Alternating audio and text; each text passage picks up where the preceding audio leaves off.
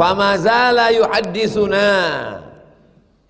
Nabi terus menasihati kami. Hatta dzakara baban minal maghribi masiratu ardihi aw yasiru rakib fi irdihi 40 aw 70 aman, sampai dia menyebutkan satu bab perjalanan orang 40, 40, 70, 60 tahun. Dia menceritakan tentang fil maghribi masiratu irdihi, ada suatu tempat yang luasnya kalau orang berjalan 40 sampai 70 tahun. Ini makna ini tidak bisa dipahami secara tekstual. Maksudnya tempat itu luas. Kalau ada bunyinya begitu, ini di perjalanan cahaya 500.000 tahun, itu maksudnya perjalanan itu jauh. Tempat itu kalau kita berjalani jalan, maka luasnya 40.000 tahun perjalanan. Maksudnya tempat itu adalah jauh. Kenapa? Karena zaman dulu tidak ada kilometer. Kalau zaman sekarang berapa jaraknya? Ya sekitar 5 kilo lah. Kalau orang zaman dulu yang belum tahu meteran, datuk-datuk kita dulu, jauh sampai ke sungai. Kalau awak beko naik sampan jauh, oh sebatang okok lah. Sebatang. Tengok dulu okok apa. Kalau cerutu 3 hari baru sampai. Qala Sufyan, yang dimaksud dengan Sufyan di sini ahadur ruwat, salah seorang yang meriwayatkan hadis ini berkata, qibala Syam, tempat itu di daerah Syam. Makkah, di atas Makkah nih Madinah, di Madinah nih di atasnya namanya Syam. Syam itu sekarang 4 negara: Palestina, Suriah, Lebanon, Yordania. Itu namanya Syam atas. Makkah, Madinah, Syam. Bawahnya Yaman. Kirinya Mesir, kanannya Irak. Indonesia dari Yaman, Teluk Arab, Aceh pertama. Antara Arab dengan Aceh, India tengah, Bangladesh, Pakistan. Itu nama pelajarannya peta buto. Kata Sufyan, tempat yang disebut Nabi tadi yang luas 70.000 perjalanan itu, kata dia qibala Syam, arah Syam. Dulu mereka menyebut itu dengan Maghrib, wilayah barat. Setelah Islam ini luas sampai ke Maroko, yang disebut dengan Maghrib itu adalah Tunisia, Aljazair, Maroko, Mauritania, Andalusia. Itu disebut Maghrib. Maghrib artinya wilayah tenggelam matahari. Orang Arab menyebutnya Maghrib. Saya kalau kenalan sama orang, aina darasta? Kamu dulu belajar di mana? Darastu fil Maghrib. Saya belajar di Maghrib. Maghrib itu bukan azan Maghrib. Maghrib itu tempat tenggelam matahari. Orang Barat menyebutnya Morocco. Diambil dari kata Marrakesh, nama kota di sana. Morocco, Morocco. Saya buat dulu nama blog, Somad Morocco.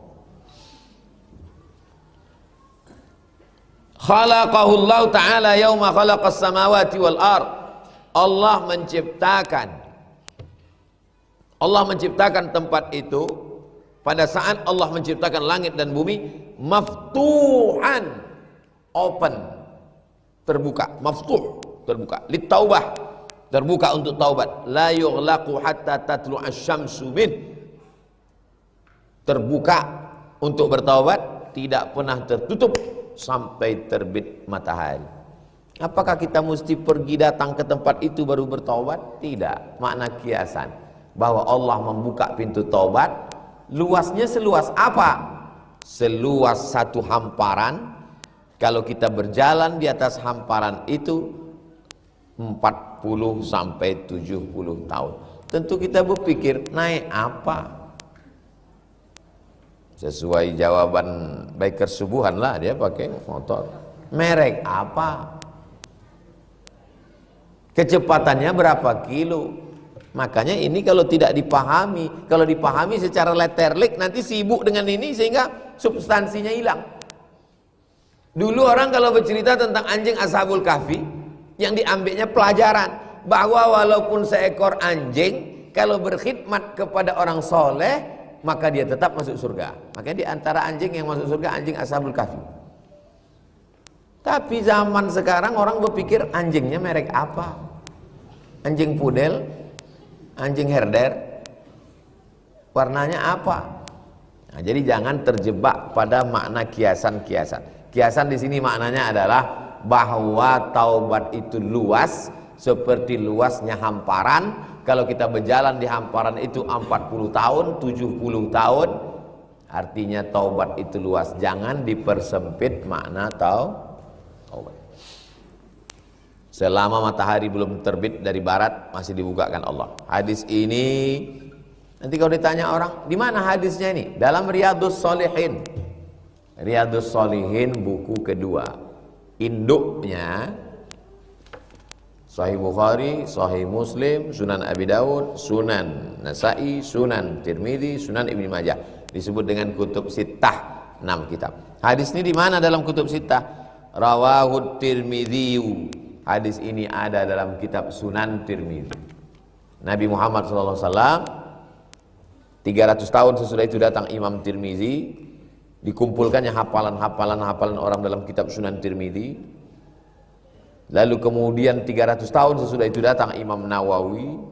Imam Nawawi menulis Riyadhus Shalihin, diambilnya dari Sunan Tirmidzi dengan sanadnya, dibuatnya ke dalamnya. 700 tahun sesudah Imam Nawawi datanglah kita. Sekarang kita kaji subuh. Jadi antara kita dengan Imam Nawawi, dengan Imam Tirmidzi, dengan Rasulullah bertemu dalam pengajian. Kita tak bertemu dalam masa, kita tak bertemu dalam tempat, tapi bertemu dalam pengajian.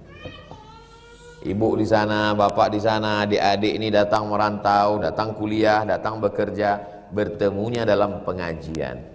Di dalam pengajian itulah terjalin silaturahim, di dalam pengajian itulah dikepakkan sayap malaikat, di dalam pengajian itulah rahmat Allah turun, di dalam pengajian itulah pula kita saling silaturahim. Mudah-mudahan kita istiqomah mengaji. Rabu, tak terasa rupanya udah sebulan kita tak jumpa. Kok sebulan Pak Ustadz? Yang datangnya ke sini aja sebulan. Tapi kalau datang ke musola, masjid, musola, dibuka dengan musola, tutup dengan musola. Pas sudah pengaturannya. Wa qala, kata Imam Tirmidzi, hadisun hasan. Hadisnya hadis hasan sahih. Hadisnya hadis hasan sahih. Sanadnya bersambung, periwayatnya adil, periwayatnya dhabit, tidak bertentangan dengan riwayat lain, tidak ada illat, tak ada cacat. Kalau cukup 5 syarat, nama hadis itu hadis sahih, bukan somat. Hadis itu sahih. Sanadnya bersambung. Sanad itu apa Pak Ustadz? Dari mana kau ambil hadis nih? Dari Imam Bukhari. Imam Bukhari ngambil dari siapa? Dari Imam Abdullah bin Maslamah. Imam Abdullah bin Maslamah dari siapa? Dari Imam Malik. Imam Malik dari siapa? Dari Abu Zinad. Abu Zinad dari siapa? Dari Al-A'raj. Al-A'raj dari siapa? Dari Abu Hurairah. Abu Hurairah dari siapa? Dari Nabi. Jelas itu namanya sanad. Jangan lupa ya, besok kita ada pengajian. Jelas sanad kau nih. Dari mana sanadnya? Dari grup WhatsApp. Oh iya. Sanadnya bersambung, tak ada putus. Kalau putus di atas, di bawah Nabi putus, nama hadisnya mursal. Kalau putus di bawah, nama hadisnya mu'allaq.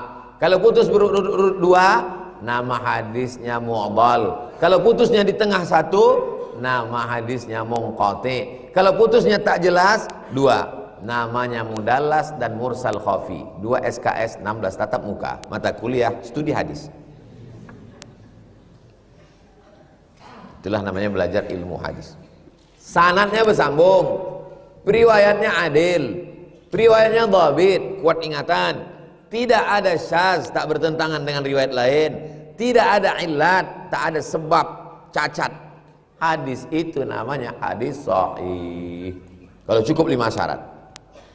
Kalau hasan kurang pada pasal 2, 3.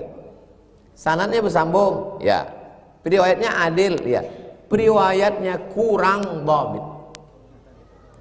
Ingatannya kurang, bukan tak ingat sama sekali. Kalau tak ingat, dhaif. Kalau tak ingat dia sama sekali, itu dhaif. Dia agak kurang sedikit saja, bukan kurang akal.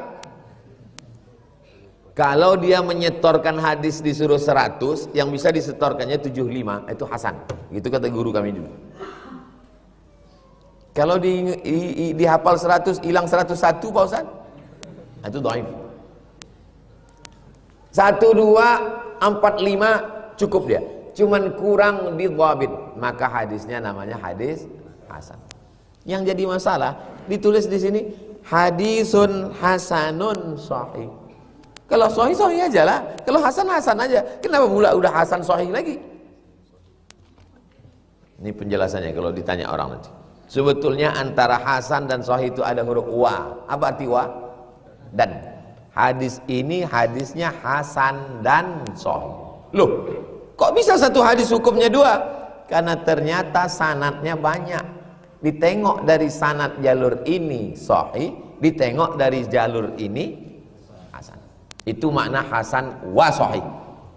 Makna yang kedua, antara hasan dan sahih ini ada huruf au. Apa arti au? Atau.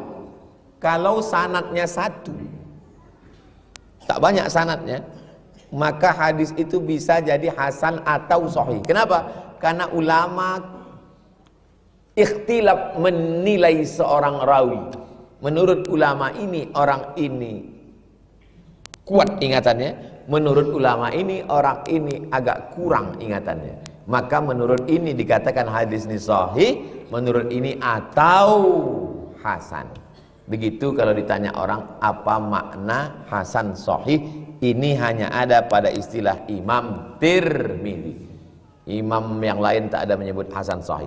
Kalau hasan hasan aja, kalau sahih sahih aja. Ini istilah Imam Tirmidzi. Jadi kita belajar 2, belajar hadis dan belajar ilmu hadis. Hadis hasan, hadis dhaif, hadis maudhu, hadis munqati, hadis mu'dhal, hadis mu'allaq, hadis marfu, hadis maqtu. Itu namanya pelajaran ilmu hadis. Membacakan matan hadis, menjelaskannya, itu namanya belajar hadis. Jadi kalau di kampus ada 2 mata kuliah, kuliah ilmu hadis dan kuliah hadis. 16 tatap muka, potong mid semester, potong pertemuan pertama, potong dosen tak datang karena asap, potong karena macet, akhirnya itulah yang dicukup-cukupkan. Kita tidak pakai pertemuan-pertemuan, pokoknya khatam kitabnya insyaallah. Amin. Kita kaji semua. Lewat pula jam 6 lewat 5. Mana kertas-kertas pertanyaan? Udah jam 2 lewat 30 udah.